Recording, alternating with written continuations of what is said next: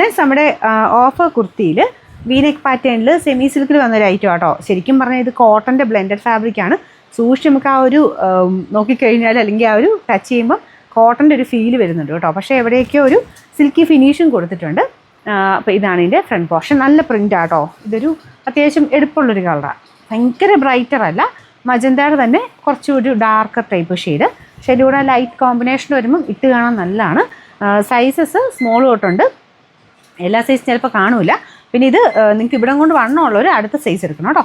പിന്നെ number T180 690 offer price 390 390.